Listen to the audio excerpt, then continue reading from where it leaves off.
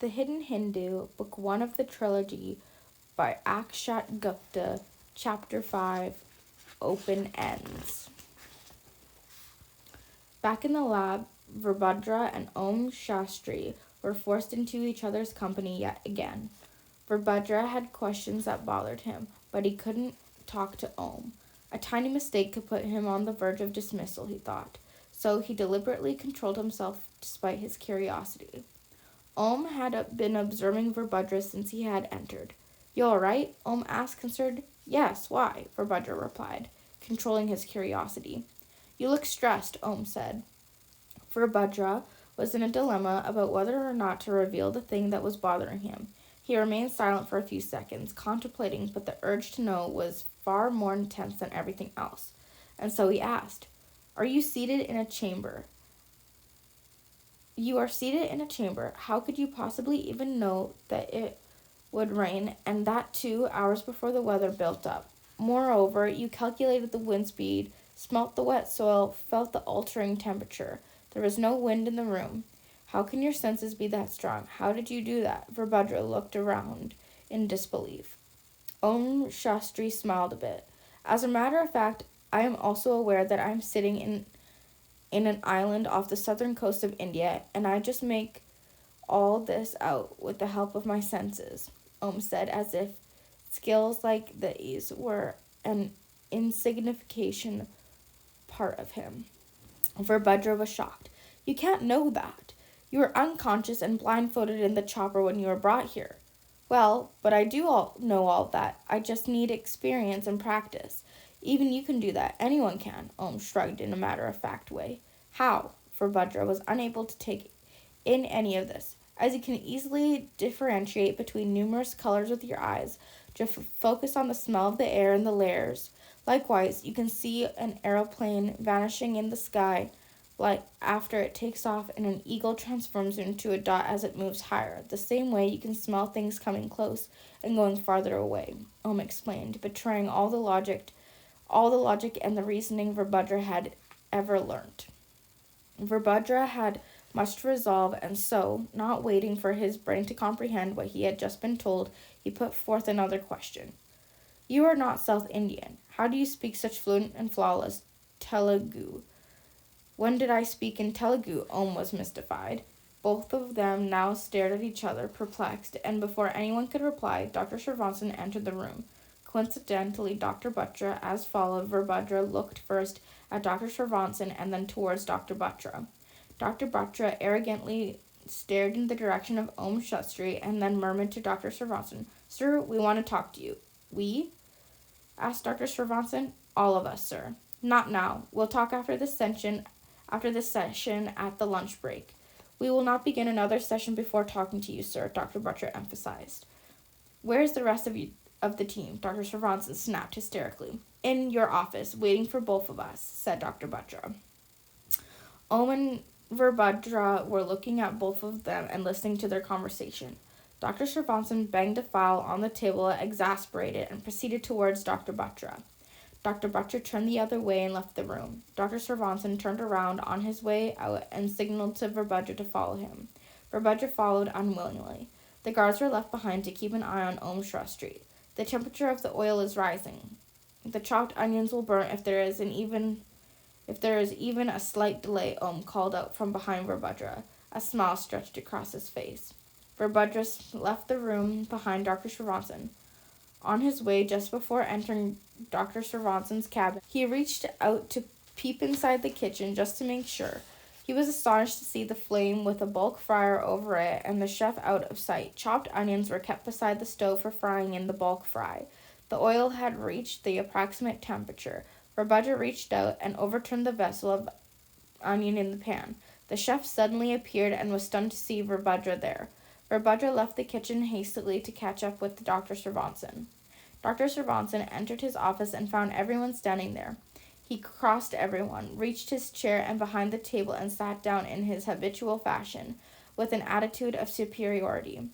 He kept his gaze on Dr. Batra. The tension in the room was tangible, which further heated the environment. "Who is he?" Dr. Batra began with the obvious question. "Tej, You are here to do what you have been called for. You haven't been called to question me. I have the right to know. Who is the man we are dealing with? Dr. Butcher pushed his limits further as he was being backed by the team. Dr. Shervanson was offended and stood up immediately, saying, "No, you do not have any rights here. All your rights are reserved with me." "Please calm down, sir," Shahista interjected, and Dr. Shervanson's outburst and continued. "There are some strange conclusions we are being compelled to draw on the basis of our incomplete knowledge of him, and we all are alarmed and confused." Shahistra's words calmed Dr. Shervanson to an extent, and he replied, "None of you need to be afraid. You're all safe here." Verbudra, who was standing right behind Dr. Shervanson, nodded in agreement. "We may be safe here, but our families might not be. If he is a terrorist," Dr. Butcher showed his concern. "He is not a terrorist, damn it!" Dr. Shervanson got worked up again and thundered in his throaty voice. His verdict seemed to be echoing in the distance. "How can you be so sure?" Dr. Butcher wasn't giving in to someone's whims and tantrums, not this time. "Because I know." Dr. Shervanson was clearly controlling himself, folding his arms over his chest. "What more do you know?" Dr. Butcher demanded, doing the same thing in return. Dr. Shervanson remained tight-lipped. Shahista came close to Dr. Shervanson, soothed him by patting his shoulder, and made him sit down. She offered him a glass of water that was kept on the table. He took it. Shahista allowed the man to relax before saying very calmly, "Sir, we have to come across some facts which are bothering us and leading to such open-ended conclusions." "LSD, please brief, sir." LSD repeated the gist of her knowledge about Om Shristri by saying, "Sir, this man we recognize as Om Shristri has many identities in various parts of the country. In some places he is mentioned as his own father and in others of his own son, carrying the same face but different names. I came across 2 active lockers in the names of his other identities and numerous bank accounts with huge sums in them. Legally, he came out clean. He seems a highly organized person and might be working for some underground terrorist organization. He may be on a confidential mission which we may not have discovered yet. The other fact we turned up is that he is searching for Subhash Chandra Bose, which may be the utmost concern to the government authorities and to the nation in general." Dr. Shervanson listened intensely as LSD presented the facts. Dr. Shahista, taking it from there, said, "Well, in a state of hypnotism, he talked of people who had walked the earth in past millennia. Some of us suppose that he remembers all the reincarnations. Some think he might be a patient of split personality disorder. He could even be a member of some ancient secret group working generation after generation on some hidden purpose, but none of his identity stands the coherence with any of these possibilities." As Dr. Shahista finished, a silence swept the workplace. Shahista went on, "Sir, please help us with what you know if you want us to help you. What is the reality of this facility? Why did we get this man? What are we struggling to get out of him? Tell us all you know, sir, please." Dr. Butcher sounded more helpless than enraged this time. Dr. Shervanson didn't let any expression crowd his face as usual. He took in a deep breath and stared at his feet as if calculating something in his head. After a while, he spoke. "Okay, I'll tell you all whatever I know, but before I do that, I want you to fetch me the details of the lockers Ohm mentioned." Elsie said, "Already done, sir. Here they are." She promptly handed over the page to Dr. Shervanson, who passed it on to Dr. Verbudra. Verbudra left the room with the paper instantly. He knew what to do with it. Dr. Shervanson carefully unlocked a vault in his desk and took out a few photographs and some documents. He handed all of this to Dr. Shahista, who in turn circulated them among the others. After having a look at them one by one, all the photographs captured Om Shahistri in different appearances and outfits. Each snapshot contained the year and the place where it was taken. Shahista read them one by one. 1874 in Banaras, 1882 in Haryana, 1888 in Madras, 1895 in Maharashtra, 1902 in Kerala, 1916 in Lucknow, 1930 at the Salt Satyagraha, a request for truth, the movement led by Mahatma Gandhi for complete independence, 1944 in the forward block of Subhash Chandra Bose's army, in 1947 in Delhi in the crowd at the flag hoisting, 1964 at Jawaharlal Nehru's funeral, 1984 at Indira Gandhi's funeral, 1991 at Ravi Gandhi's funeral, 1998, 2001, 2005, 2010, 2011, 2012, 2013, 2014, 2015, and so on. Dr. Swansky carefully studied their faces and said, "These are the death certificates. Other government records proving the deaths of all those names carried by Om, but once he is dead somewhere, he appears alive somewhere else. Remarkably, he has the same age in each photograph, neither younger nor older, approximately 40 years. Dr. Srinivasan paused so they only could all grasp the information when they spoke again. His voice was intense. "This is why you are all here. You aren't here to question me as to who this man is. Instead, I am here to get the answers from you about this man. You are all a part of this secret mission to get answers and relevant information from this mysterious man. Remember, secret mission." Dr. Butcher's mind was flooded with doubts, and he didn't hesitate to put them forward. "Who owns this organization?" he asked bluntly. "Enough questions, Tej. This is all you need to know. Now you are left with only two choices. Get back to work or pack your belongings, and I shall make arrangements for your return," Dr. Srinivasan warned, unable to hide the scorn in his voice. Dr. Butcher went very still. He was about to turn on his heels to get back to the laboratory when Shahishra spoke up. "Sir, it will take weeks to gather all the information from Om Shastri if he regains his wits every other hour of hypnotization." "Can you suggest some other way, Doctor?" Dr. Srinivasan asked if he knew the answer. "Yes, sir. I suggest we start talking to him directly without any use of sedatives and hypnotism," Shahishra proposed. "I'm afraid he won't say anything that way." Dr. Srinivasan showed some concern. "He will, sir. He has no idea how much he has already disclosed. We can make him believe that we know everything, and then he will tell us everything. He could prove to be a risky procedure for all of you," Dr. Srinivasan warned. Dr. Shahista had begun to learn how to convince and handle Dr. Srinivasan.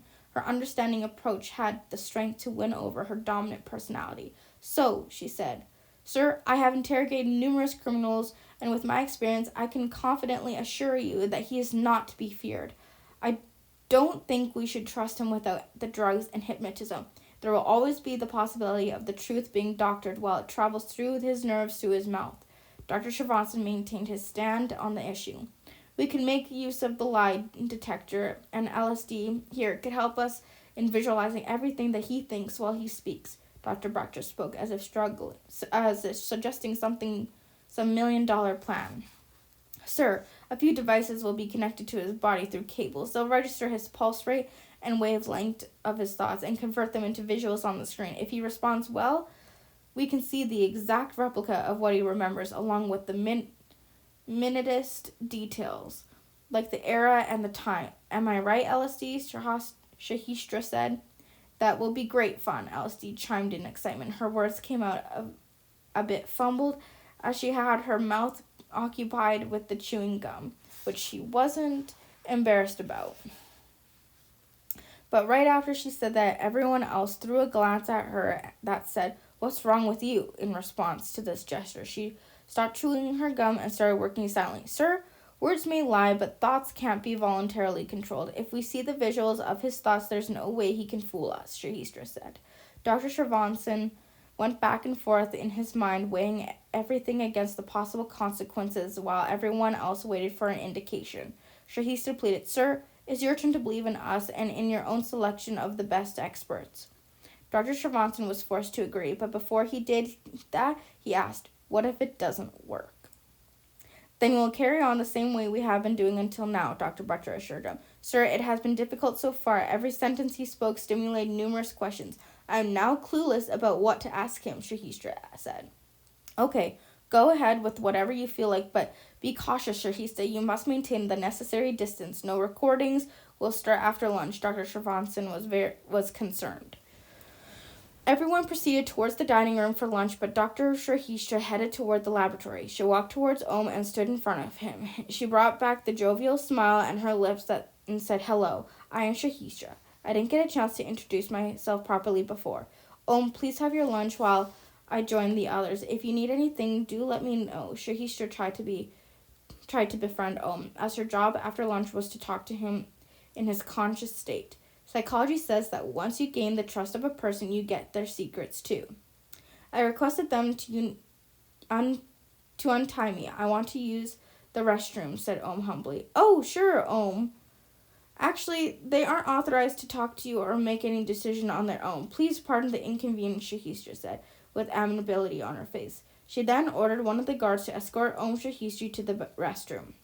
Shahistra was now confident about the next session, as Om wasn't defensive or rude to her. As the guard did the needful, Om turned and said, one more thing. I'm a vegetarian. I don't like cabbage, potatoes, and pulses will work.